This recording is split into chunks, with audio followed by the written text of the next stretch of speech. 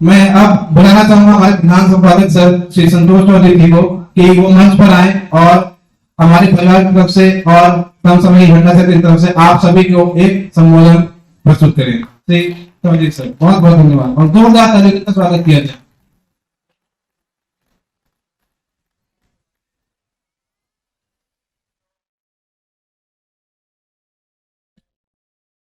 परम आदरणीय Girish Chandra Tripathi ji, सम्मान्य professor R K. Upadhyay ji, छोटे भाई स्नेह गौतम जी, राजेश शुक्ला जी, सुधीर धनियोग जी और दूर दूर से आए सभी साथियों, कार्यक्रम में शिरकत करने के लिए जो आपने समय निकाला उसके लिए आपको कोटि कोटि धन्यवाद। अर्पण के बारे में हम कुछ बातें आपको बताना चाहेंगे कि आखिर दूर दूर से हमने क्यों आपको बुलाया। ये 8वां अर्पण सम्मान समारोह है, लेकिन इसकी भी अपनी एक अलग दास्तान है। इसकी शुरुआत तब हुई जब 2015 में आप जैसे ही कुछ सिलेक्टेड लोग हमारे पास आए और उन्होंने कहा कि आप एक ऐसी पत्रिका छापिए जिसमें हम भावी प्रतियोगियों के लिए कुछ मार्गदर्शन दे सकें। वहीं से यह विचार बना कि क्यों ना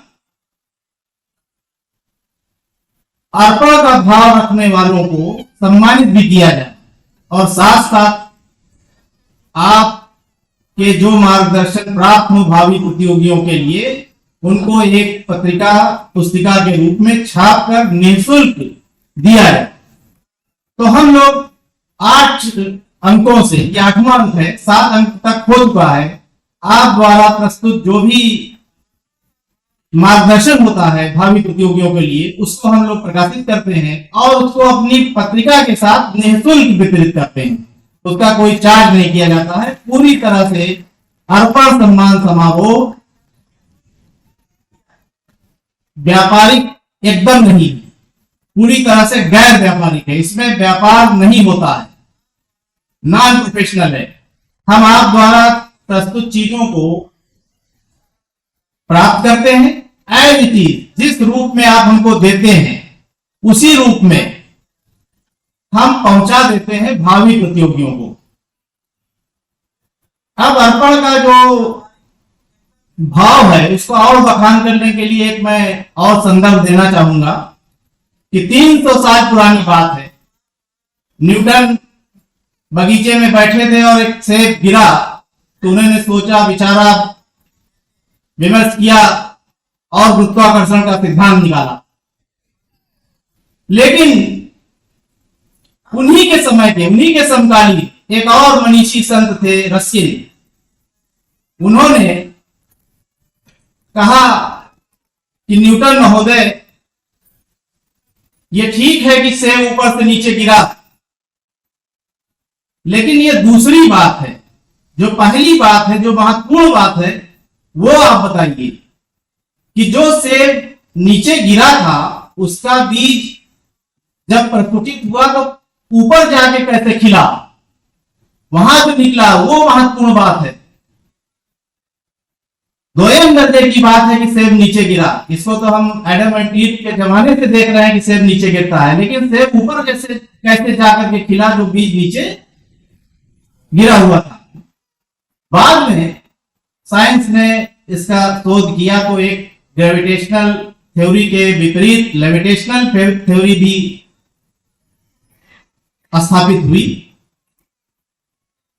तो इस प्रकार से तब उन्होंने बताया, जॉन रस्किन ने, कि ये जो उच्च संभावनाओं वाले बीज होते हैं वही जाके ऊपर खिलते हैं और ऊपर खिलने के साथ साथ वो दूसरे नए बीजों को भी बनाते हैं और उनसे फिर नए फल निकलते हैं।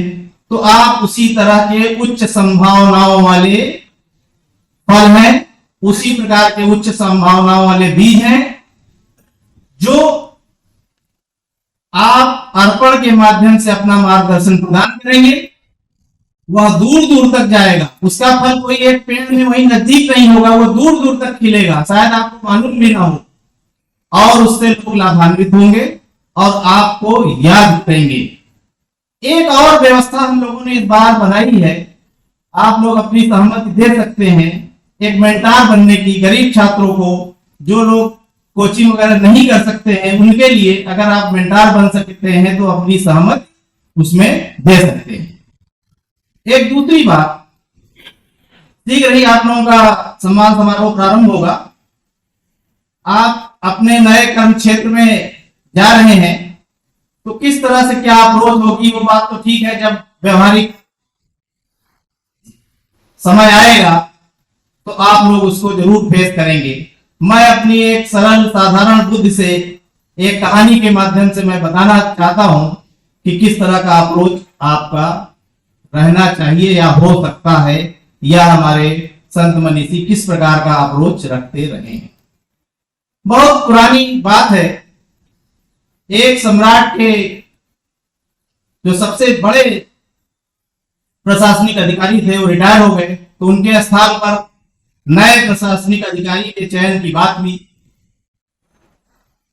तो तमाम प्रतियोगिताएं छोटी बड़ी होते होते अंत में 3 व्यक्तियों को चुना गया कि अब इनमें से किसी एक को शीर्ष पद प्राप्त होगा।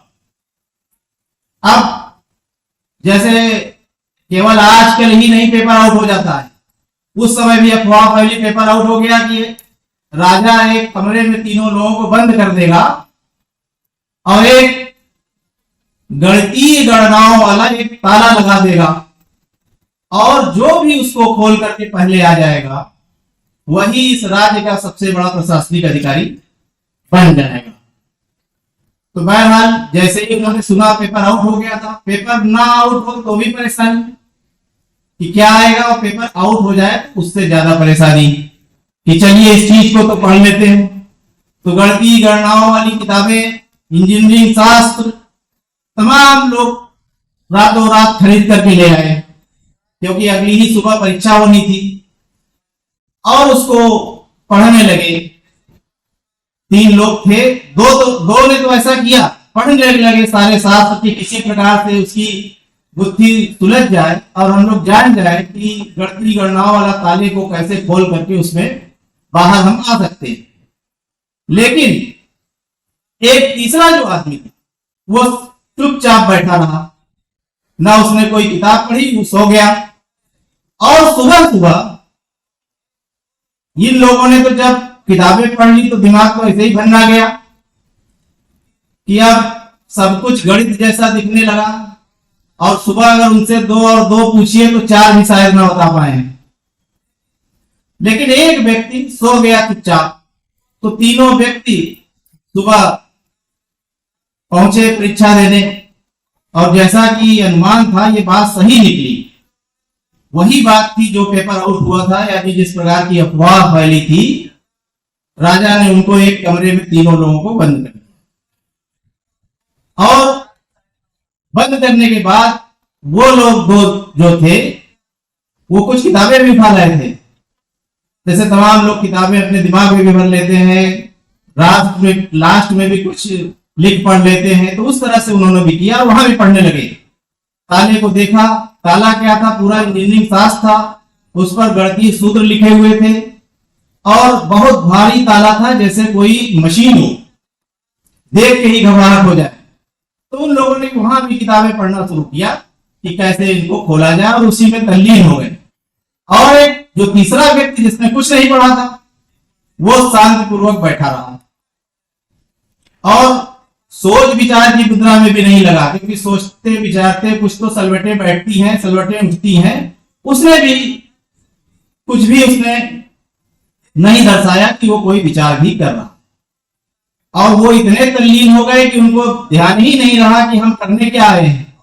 और इतने में तीसरा व्यक्ति उठा और सीधा गया दरवाजे के पास, तो उसने देखा कि ये ताला तो ऐसे ही फर्जी है, उसने कुंडी खोली और बाहर निकल गया।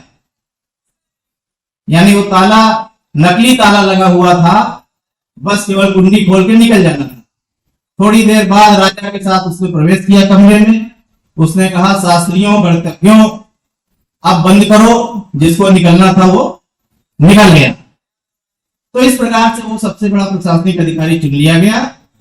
तब राजा कहता है कि दुनिया में सबसे समझदार व्यक्ति वह है जो समस्या का समाधान करने से पहले यह जान जाए कि समस्या है भी या नहीं।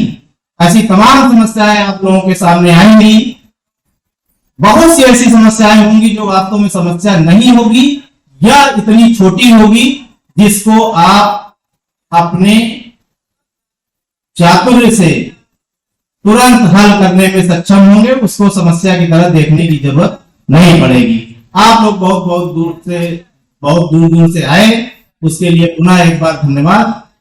सम्मान कार्यक्रम अब प्रारंभ होने ही वाला है, आप लोग थोड़ा धैर्य रखें और हम ऋषभ श्रीवास्तव जी को बुलाएंगे कि आइए आगे का कार्यक्रम